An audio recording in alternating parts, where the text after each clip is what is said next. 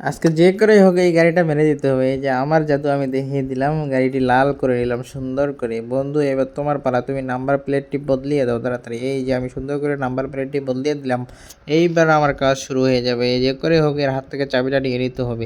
যতই নড়ানড়ি করো কোনো লাভ নাই, আমি হাল ছাড়তেছি না। যতক্ষণ পর্যন্ত চাবি না নেবো আমি কিন্তু হাল ছাড়তেছি না। বাবু এত নড়িও না। এই তো হয়ে গেছে, আর একটু, এই তো কাজ হয়ে গেছে। বন্ধু বন্ধু কাজ হয়ে গেছে, দেখো চাবি কিন্তু নিয়ে আসছি। কাজ হয়ে গেছে, এবার আমাদের আসল কাজ শুরু করতে হবে। বন্ধু চলো চলো, গাড়িটা যে করে হোক মেরে দিতে হবে।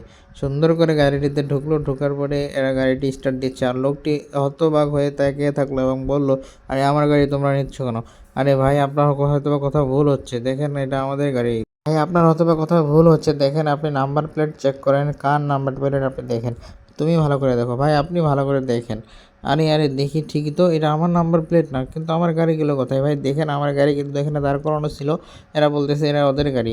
আরে থামেন থামেন, আপনার কাগজপাতি কোথায় দেখি?